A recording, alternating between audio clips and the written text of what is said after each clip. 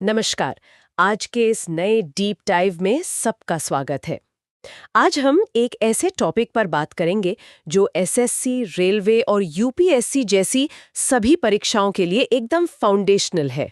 हाँ बिल्कुल। और मैं आज यहाँ इसलिए हूँ ताकि हम प्रमुख आयोग यानी मेजर कमीशंस को एकदम डिटेल में समझ सकें। आज का हमारा मिशन बहुत ही स्पष्ट है।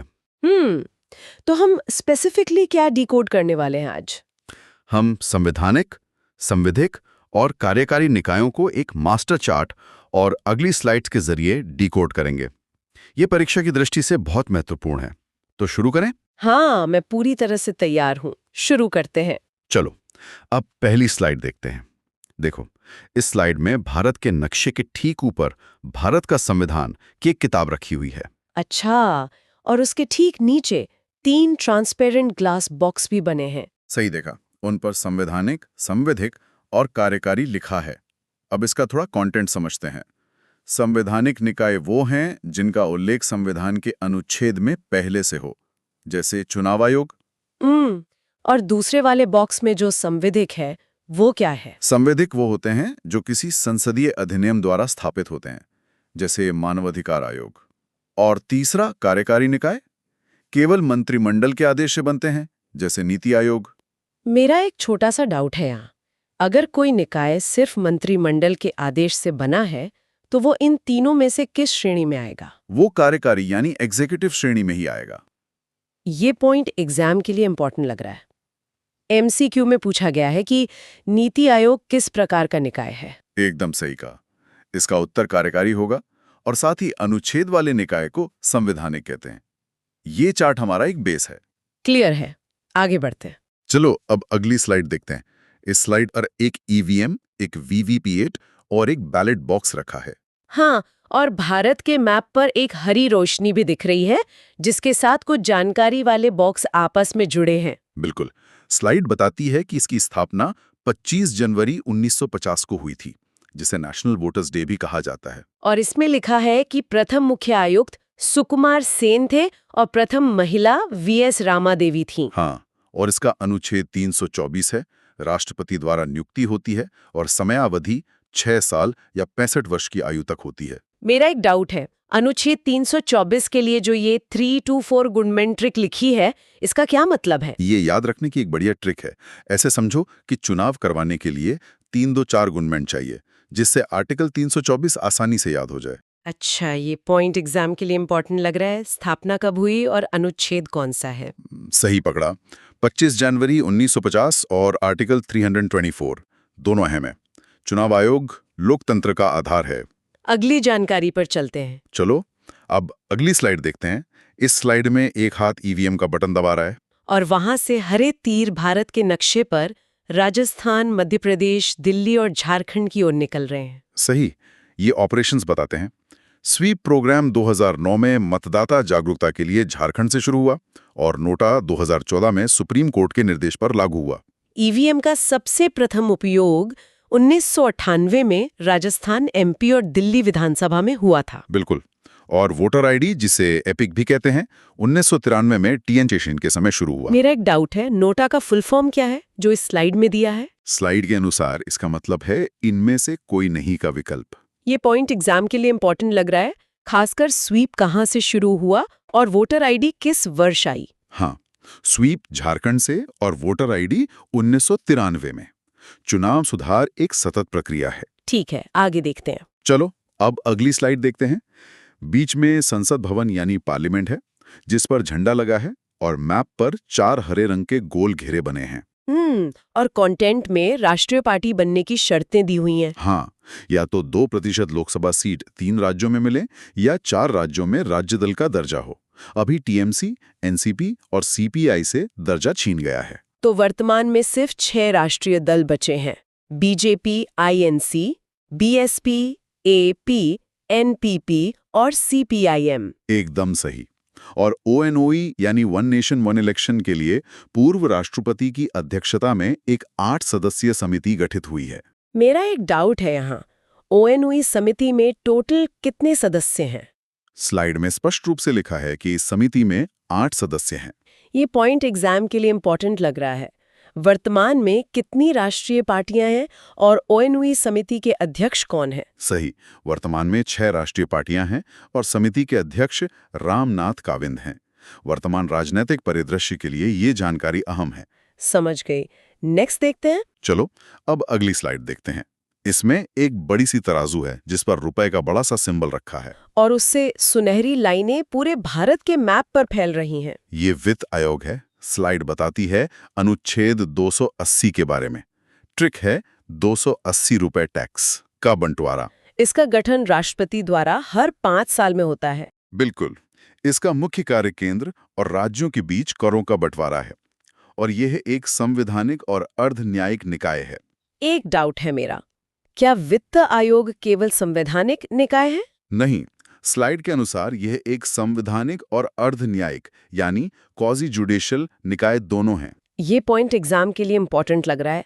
इसका अनुच्छेद और इसका गठन कौन करता है? हाँ, अनुच्छेद 280 है और गठन राष्ट्रपति करते हैं। यह आयोग वित्तीय संघवाद को बैलेंस करता है। अरे वाह, ये ट्रिक अच्छी है। आगे क्या है? चलो अब अगली स्लाइड देखते हैं। इस स्लाइड में संसद जैसी एक इमारत के दोनों तरफ 2 पिलर्स बने हैं। अच्छा, और उन पिलर्स पर हरे लोकेशन मार्कर लगे हैं? हाँ, ये यूपीएससी है। इसका अनुच्छेद 315 है। ट्रिक है 315 पीएम एग्जाम। इसे भारत की नौकरशाही का स्टील फ्रेम कहते हैं। पद मुक्ति सुरक्षा में लिखा है कि यूपीएससी और एसपीएससी दोनों के सदस्यों को केवल राष्ट्रपति हटा सकते हैं और इन्हें हटाने का आधार है सुप्रीम कोर्ट की जांच के बाद कदाचार। मेरा एक डाउट है, राज्य लोक सेवा आयोग यानी एसपीएससी के सदस्यों को कौन हटा सकता है? स्लाइड के अनुसार उन्हें भी केवल राष्ट्रपति ही हटा सकते हैं। ये पॉइंट एग्जाम के लिए इंपॉर्टेंट लग रहा है।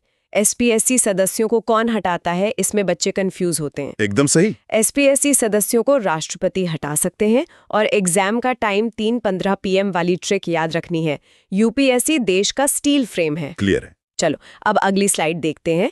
यहाँ मैप के ऊपर एक ताला लगी हुई डायरी या पब्लिक पर्स रखी है और उस डायरी से गोल्डन वायर्स मैप पर जा रहे हैं। ये सीएजी की स्लाइड है। अनुच्छेद 148 लिखा है। ट्रिक है 148 आदमी हिसाब करता है। इनका उपनाम ही जनता के धन का रक्षक है। हटाने की प्रक्रिया सुप्रीम कोर्ट के जज के समान बताई गई है, जो महाभियोग जैसी होती है। और अनुच्छेद 151 के तहत ये अपनी ऑडिट रिपोर्ट राष्ट्रपति या राज्यपाल को सौंपते हैं। मेरा एक डाउट है, सीएजी को हटाने की प्रक्रिया किसके समान होती है? सुप्रीम कोर्ट के जज के समान होती है। ये पॉइंट एग्जाम के लिए इंपॉर्टेंट लग रहा है। अनुच्छेद और इनका उपनाम। बिल्कुल, अनुच्छेद 148 है और इन्हें जनता के धन का रक्षक कहा जाता है।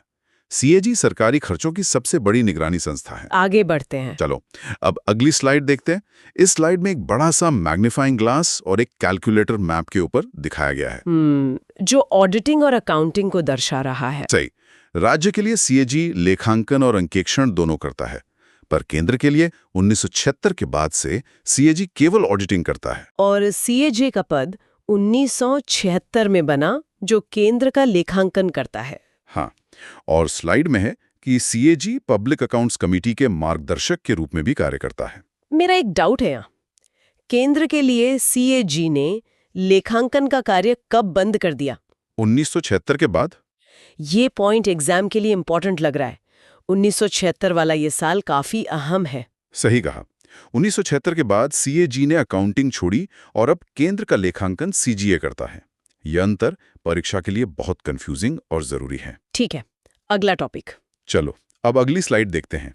स्लाइड के बीच में एक जज का हथौड़ा रखा है और उस हथौड़े से हरे रंग की लेजर जैसी लाइनें निकल रही हैं। स्लाइड बताती है महान्यायवादी यानी एजी के बारे में। अनुच्छेद 76।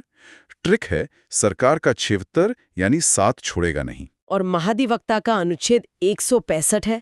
इसकी ट्रिक है 76 में 89 जोड़ो तो 165 आता है। अधिकार देखे तो एजी संसद में बोल सकता है लेकिन वोट नहीं दे सकता, और नियुक्ति एजी की राष्ट्रपति करते हैं और एडवाइजन की राज्यपाल। मेरा डाउट है कि एजी संसद में वोट क्यों नहीं दे सकता? स्लाइड में लिखा है कि ये सेपरेशन ऑफ पावर्स के सिद्धांत के कारण है। ये पॉइंट एग्जाम के लिए इंपॉर्टेंट लग रहा है। अनुच्छेद की ट्रिक और वोट न देने वाला नियम। बिल्कुल। 76 + 89 वाली ट्रिक काम आती है और एजी वोट नहीं दे सकता। ये सरकार के सर्वोच्च कानूनी सलाहकार हैं। समझ आ गया। नेक्स्ट। चलो अब अगली स्लाइड देखते हैं। यहाँ एक तराजू के पल्लड़ों पर सोने के रंग के ए और बी अक्षर रखे हुए हैं। अच्छा, यहाँ ट्रिक दी है कि ABC सीक्वेंस याद रखें। सही। एससी आयोग का आर्टिकल 338 है। एसटी आयोग का आर्टिकल 338 ए है, जिसे 89वें अमेंडमेंट से जोड़ा गया। और OBC आयोग का आर्टिकल 338 भी है, जिसे 102वें अमेंडमेंट से जोड़ा गया। हाँ, बिल्कुल इसी सीक्वेंस में। मेरा एक डाउट है यहाँ, OBC आयोग को किस संशोधन से जोड़ा गया? 102वें अमेंडमेंट के द्वारा जोड़ा गया। ये पॉइंट एग्जाम के लिए इंपॉर्टेंट लग रहा है। अमेंडमेंट्स और अनुच्छेद बहुत बार पूछे जाते हैं। हाँ, ओबीसी का अनुच्छेद 338 भी है और एसटी को 89वें संशोधन से दर्जा मिला।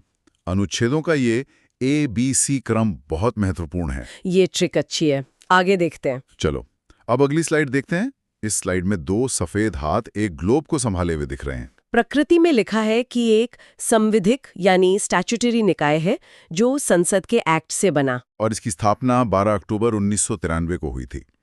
आधार पेरिस प्रिंसिपल्स की पालना में स्थापित करना बताया गया है। अंतर्राष्ट्रीय मानवाधिकार दिवस 10 दिसंबर को होता है। मेरा डाउट है, क्या NHRC संवैधानिक संस्था है? नहीं, स्लाइड में स्पष्ट लिखा है कि ये एक सांविधिक निकाय है। ये पॉइंट एग्जाम के लिए इंपॉर्टेंट लग रहा है। इसका आधार और मानवाधिकार दिवस पर MCQ आते हैं। बिल्कुल, ये पेरिस सिद्धांत पर आधारित है और 10 दिसंबर को मानवाधिकार दिवस होता है। NHRC मानवाधिकारों की रक्षा का वैधानिक आधार है। क्लियर है।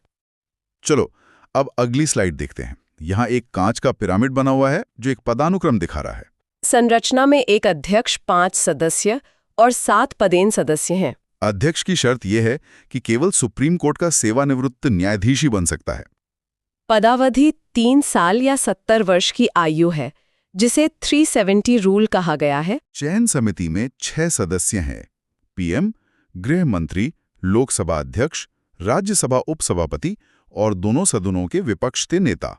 मेरा एक डाउट है इसमें, पदावधि की शर्त क्या है?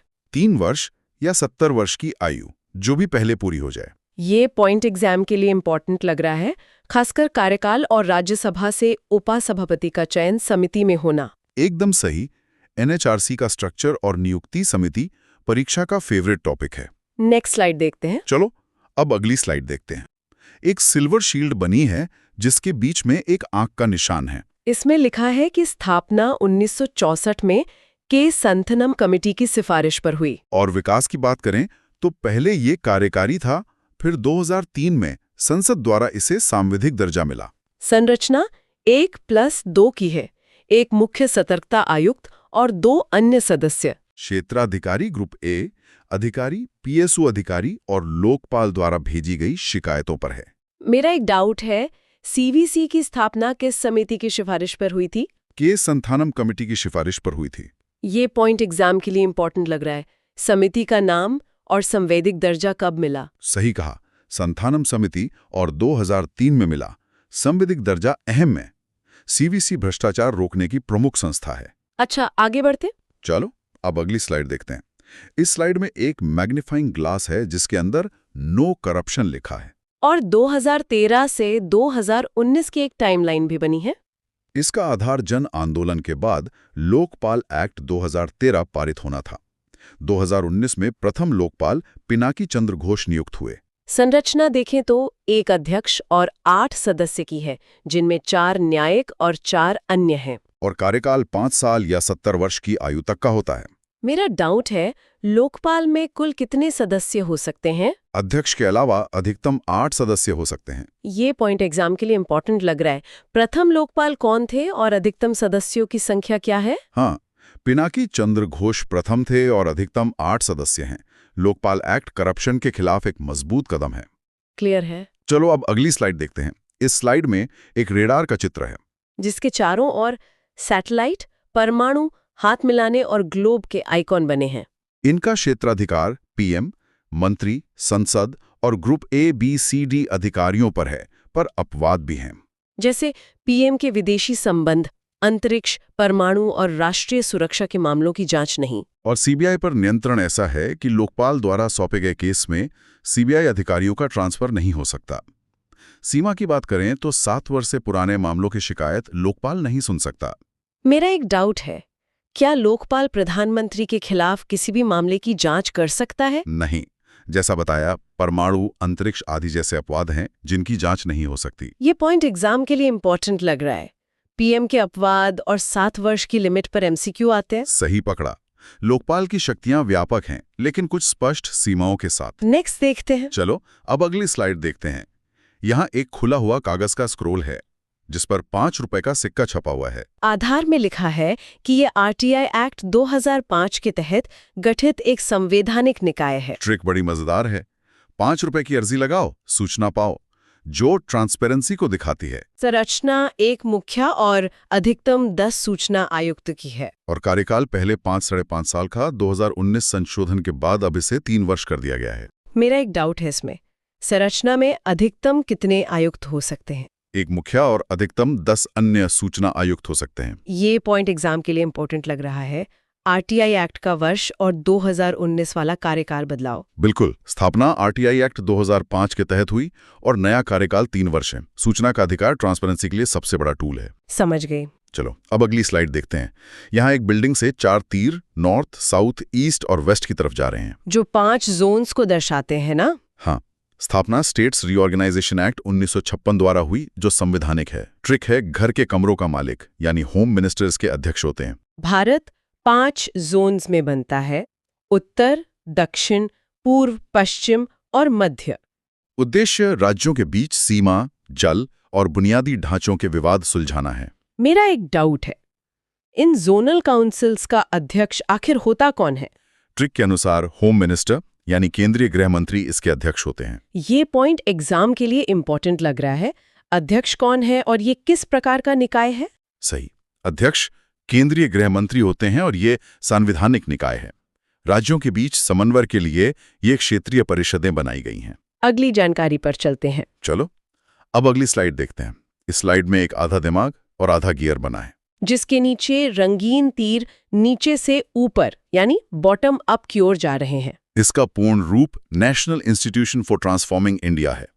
स्थापना 1 जनवरी 2015 को योजना आयोग के स्थान पर हुई। प्रकृति में लिखा है कि ये केवल एक कार्यकारी निकाय है। हाँ, और इनका मॉडल टॉप डाउन के बजाय बॉटम अप अप्रोच है, जो सहकारी संघवाद लाता है। मेरा डाउट है यहाँ, क्या नीति आयोग संवैधानिक या संविधिक है? स्लाइड में साफ शब्दों में लिखा है कि ये न संवैधानिक है, न संविधिक, बल्कि केवल एक कार्यकारी निकाय है। ये पॉइंट एग्जाम के लिए इंपॉर्टेंट लग रहा है। स्थापना और इनकी अप्रोच को लेकर सवाल आते हैं। सही कहा, 1 जनवरी 2015 और बॉटम अप अप्रोच अहम है।